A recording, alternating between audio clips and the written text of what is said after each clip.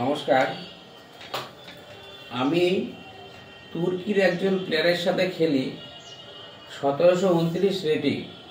উনি centre counter gambit খেলে। আমি যে ভিডিওর মধ্যে দেখাচ্ছি, অনেকে বলে যে নিজে নিজে খেলছেন। অ্যাকচুয়াল ব্যাপারটা তা না।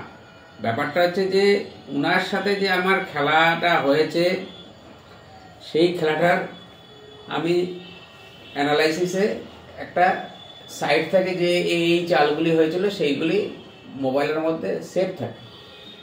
আমি সেইটাকে খাতার মধ্যে নোট করে আমি শেয়ার করার চেষ্টা করি। আর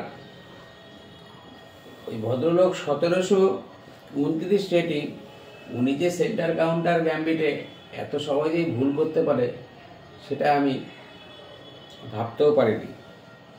মাত্র 12 চালে উনি খেলাটিতে রিজাইন করে দিয়েছেন। সেই খেলাটা আমি শেয়ার করে দেখাবো।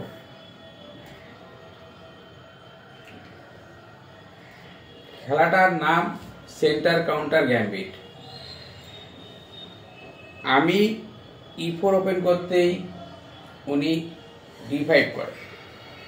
D5 করা মাত্রই আমি বুঝে যাই খেলাটা সেন্টার কাউন্টার গ্যাম্বিট। আমি তখন E*D5 মারি। E*D5 মারতেই উনি তখন E6 করে। E6 করতেই আমি নাইট B*C3 করে পিসটা ডেভেলপ করি। পিসটা ডেভেলপ করতেই উনি E*D5 মারে।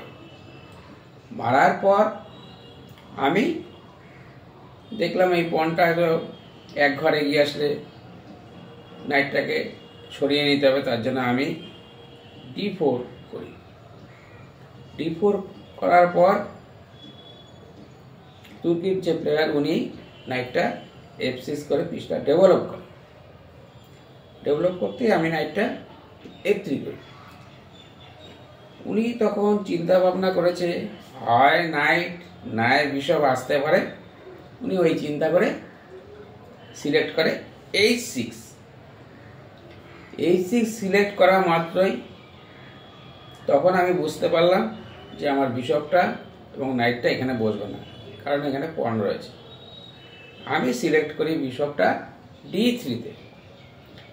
বিশপটা D3-তে সিলেক্ট করতে উনি সাজেস্ট করে বিশপটা E6। E6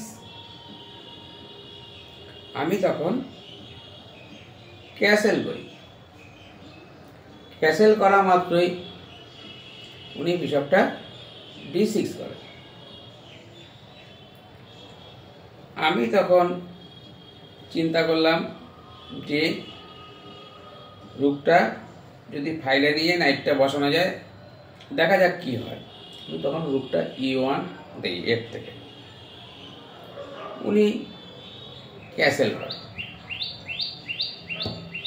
তখন সবে 8 চাল হয়েছে। আমি নাইটটাকে E5 বসাই, কারণ ডি পয়েন্টটা রয়েছে এবং রুকটা রয়েছে ওর পেছনে।